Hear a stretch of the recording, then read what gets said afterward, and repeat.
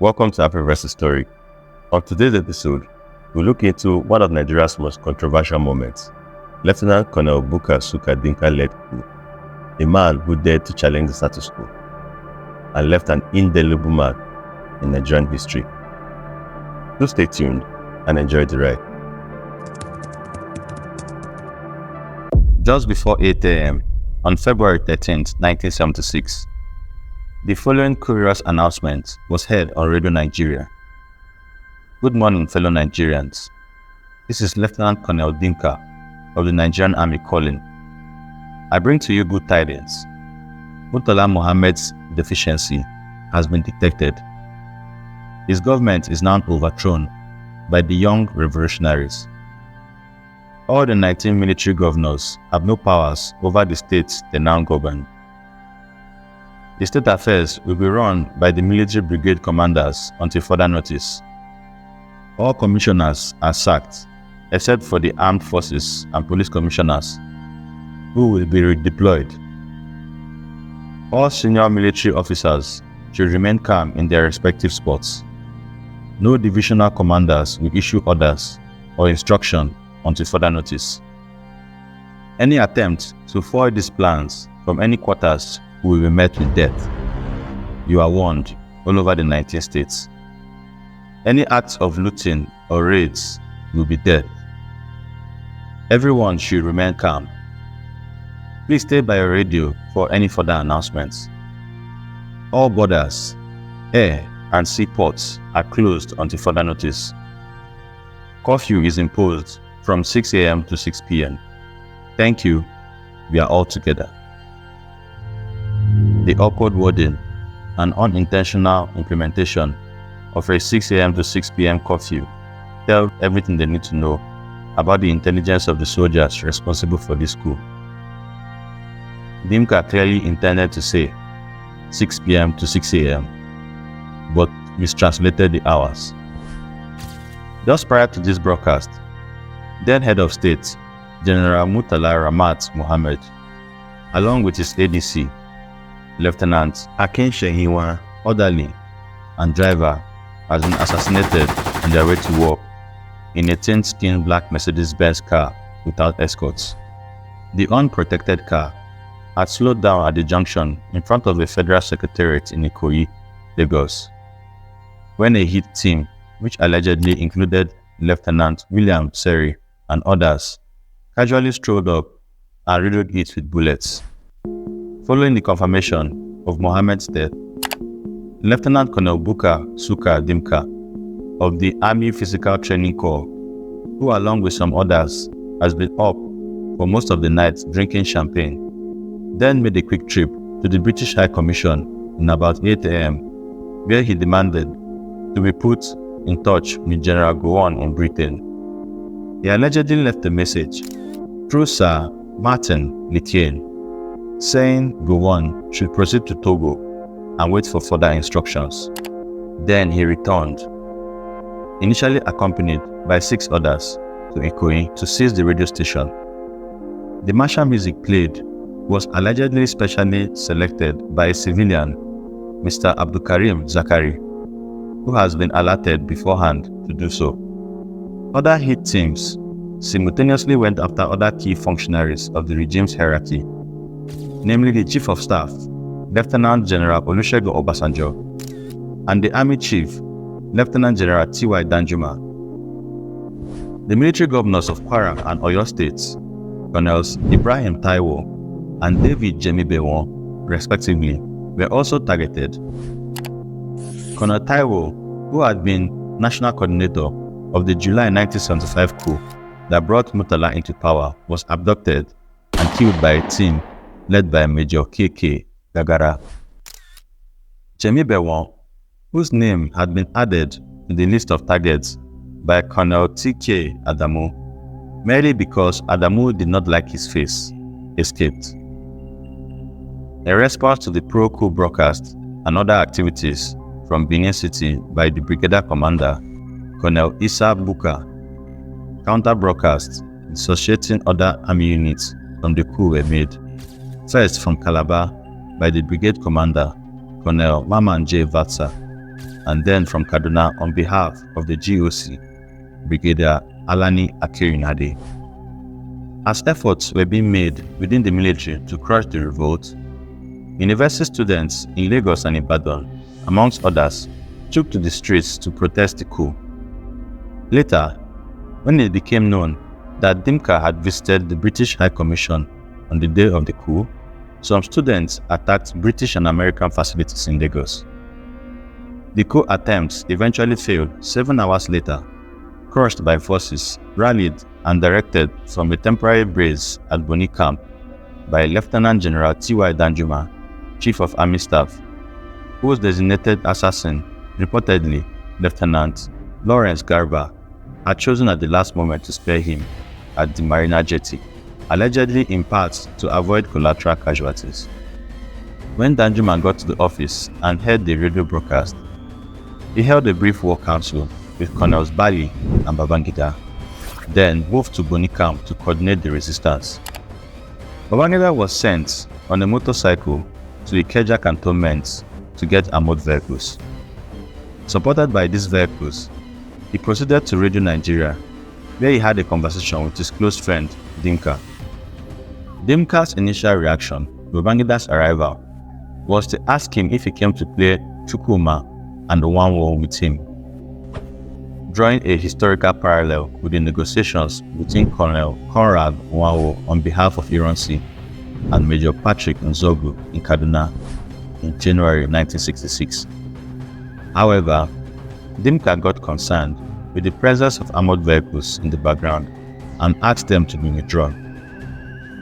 But it turned out that Babangida's orders had not been to negotiate a surrender or other outcome, but to stop the broadcast by any means necessary, including destruction by shelling. When he made contact with Boni Camp to report his activities at the radio station, his orders was reiterated to him by General Danjuma, incredulous that a conversation with Dimka had even occurred and that the radio station was still playing Dimka's broadcast. A brief but fierce fight, reportedly led by Major Chris Ugokwe, subsequently dislodged the coup plotters from the station. When the shooting started, Dimka simply walked away, past all the soldiers surrounding the building, as well as driving through numerous checkpoints on his way. First to Jos, and eventually to Abakaliki, where he was captured by police in the company of a woman of easy virtue. At that time, public astonishment at his escape from Radio Nigeria led to speculations that he was assisted. Olusegun Obasanjo has written that he was late to leave the home that day on account of a visit by Brigadier Olu Bajowa to get a name for his new baby. When it became apparent that there was trouble, Obasanjo executed an escape and evasion maneuver, spent most of the day at the house of a civilian friend in Ikoyi, monitoring the situation by telephone, but later emerged to become the head of state.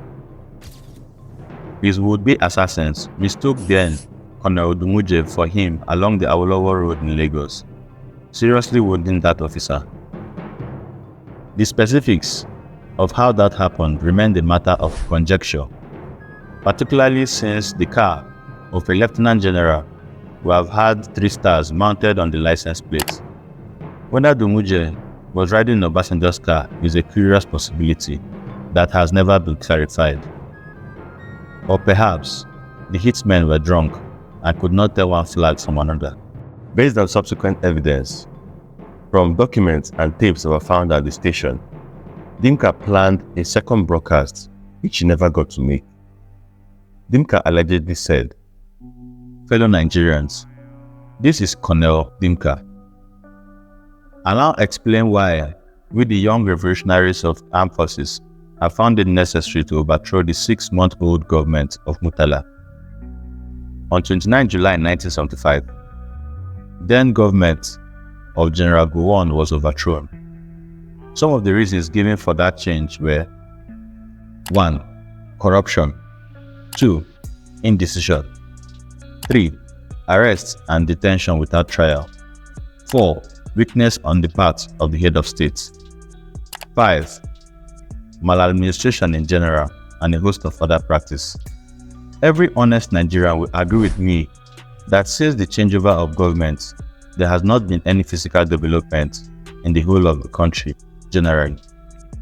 All we have is arbitrary dismissal of innocent Nigerians who had contributed to no less amount of building this great nation. A professor was arrested, detained, dismissed, and later taken to court on an article which every honest Nigerian will agree that all points contained in that article were 100% truth. The sad point about it all is that those who initiated the retirement or dismissal exercise are the worst offenders. You will be informed about the ill-gotten wealth of my next announcement.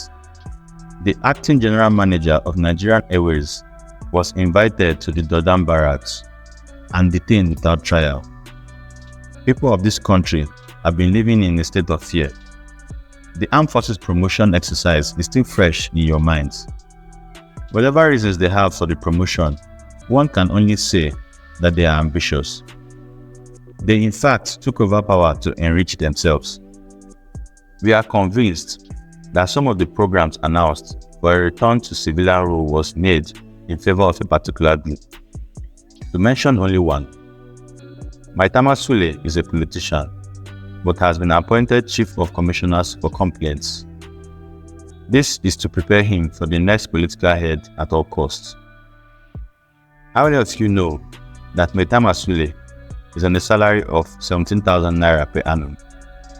In view of what I have just said, and a lot more, which time will not permit me to mention, we the young revolutionaries have once again taken over the government to save Murtala from total disgrace and prevent him from committing further blunders and totally collapsing the country before he runs away in the name of retirement to enjoy the huge fortune he got through bribe, which he has now stored outside this country. I believe that charity should begin at home. Please stay by your radio for further announcements. We are all together. If you're enjoying this video so far, don't forget to smash a like and subscribe to the channel. Please guys, subscribe, it's free. Support your boy. Let's get back to the video.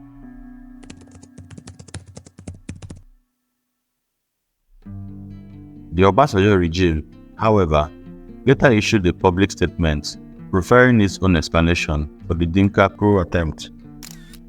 The four reasons given by the government were that 1. The plotters felt that Murtala government was abandoning Nigeria's traditional non-aligned posture and going communist.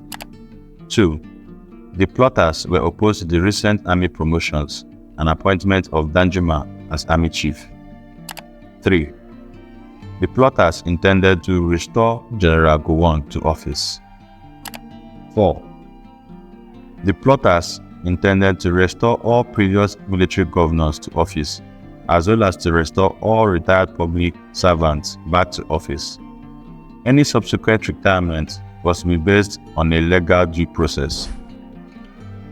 As of that time, about 11,000 civil servants and over 200 military officers has been retired across the country.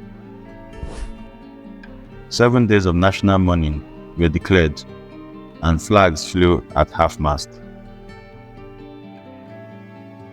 Since the executors of the two 1966 coups were never tried, there was no law in Nigeria prescribing punishment for coup plotting against a military regime.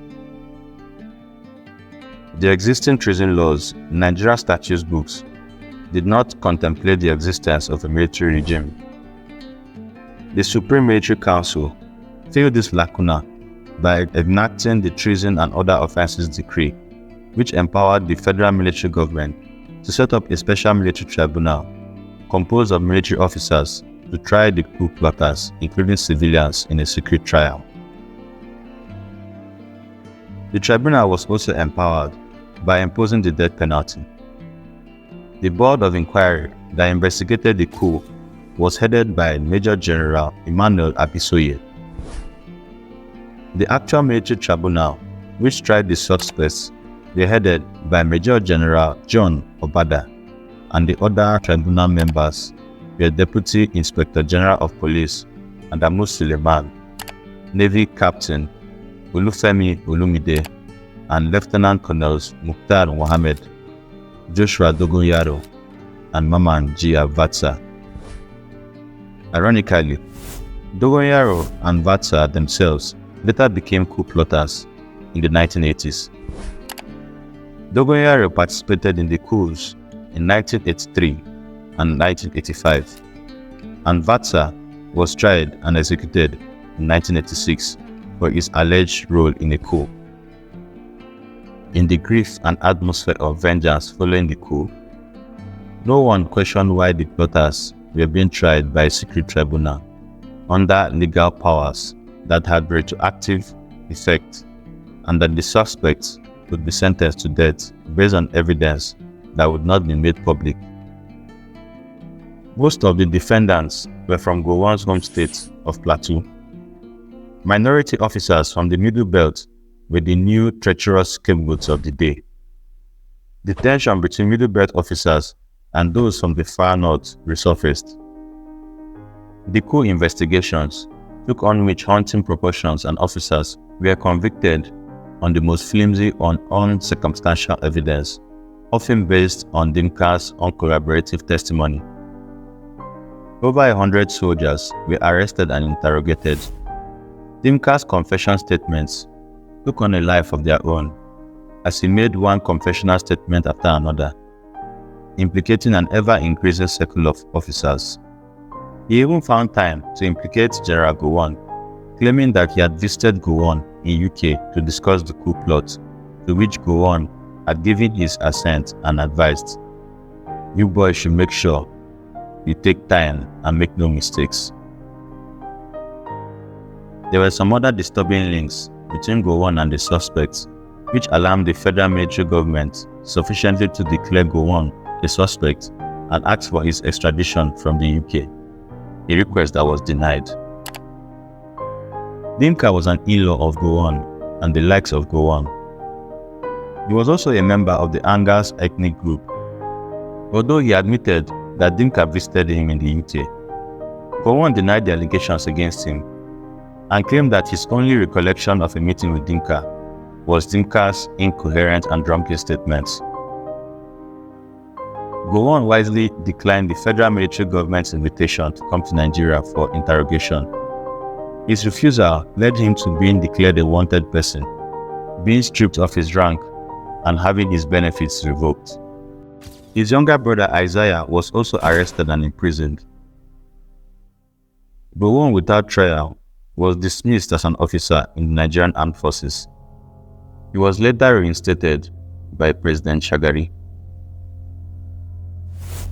Major C.D. Dabang, an inner circle officer who had pleaded with Dimka to delay the coup until he was well enough to take part, was still undergoing treatment at the military hospital in Lagos when soldiers arrived, disconnected his drip, and took him away. Many important figures of the Gowon era were arrested and quizzed. Dimka's shocking revelations also implicated Commissioner of Defense, Major General Elijah Bisala. Despite protesting his innocence throughout, even as he was being led onto the execution ground, Bisala was convicted of treason and executed by a firing squad, as were Dimka and over 24 other officers. The Brigadier Obada Military Tribunal originally acquitted some of the suspects.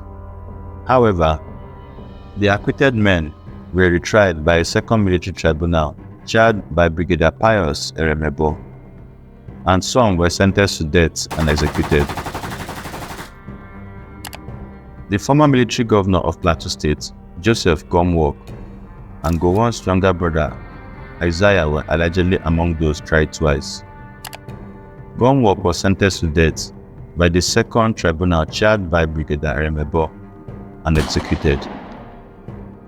Isaiah Gowon was originally acquitted by the Obada trial, but then he was retried under Eremebo and sentenced to imprisonment. A civilian broadcaster, Abdulkarim Zakari, was also executed. Zachary allegedly provided Dimka with the martial music that he played with his coup broadcast and was on duty on the day of the coup, even though it was supposed to be his day off. He allegedly showed Dimka into the broadcast section of Radio Nigeria. 32 of the condemned men were executed on 11th March 1976. Dimka, Gunwalk, Colonel Issa Buka, Major J.K. Afolabi, Lieutenant S. Kwale, Warrant Officer E. Bawa, and Police Officer H. Shaihen were executed on May 15, 1976. The executions were carried out at the Lagos Bar Beach at the Kirikiri Maximum Security Prison. Some of the executions, including Bisala, were carried out in public in front of a crowd and televised. Macabre telegraphs of the bullets shattering the bodies of the executed men got into public circulation. Others were retired or dismissed or imprisoned. Two of the coup suspects, Sergeant Clement Yudar and Corporal Dauda Usman, were never apprehended and still remain at large, if still alive till today. Major Victor Malu was a guest of his friend Major Michela in the eve of the coup. Malu was shocked to subsequently discover was one of those implicated in the coup plot and executed. Some of the condemned men's last words were sobering. Major Gagara simply declared that his wife was free to remarry.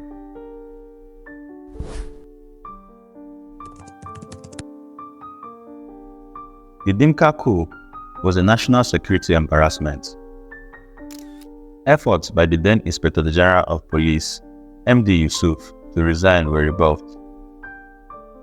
But the coup led directly to the creation of the National Security Organization, NSO, whose first director, then Brigadier Murtala Mohammed, was recalled from his post as a governor. Except for the use of Peugeot cars, the so-called low-profile policy of Murtala Mohammed regime was largely jettisoned. Key figures became better protected by accompanying troops. The Brigade of Guards were disbanded and new troops rotated in. The leadership style of the regime changed. The diplomatic effects, particularly on Anglo-Nigerian relations, have been discussed. Both countries recalled their ambassadors, and it was not until 1979 that the resident Nigerian High Commissioner in London was replaced. Domestically, the coup crystallized the political tensions between the Muslim Far North and the Christian Middle Belt, which were not altogether new, but have persisted in one form or the other. As can be recognized, most of those executed were from Plateau State origin. Both the curious notion of a Plateau group in the army never did die. It resurrected many years later as the Lantang Mafia. Lastly, he made the late General Murtala Mohammed a hero. According to General James Oluleye, who was the then Finance Commissioner, quite apart from a state burial, naming monuments after him and fulfilling obligations for his pension and gratuity as a foster general, the government infused a large amount of cash directly into his estate to protect his family from future financial embarrassments. Thanks for watching, guys. Don't forget to like and subscribe. It's with Namde from Afriverse Story. See you in the next one.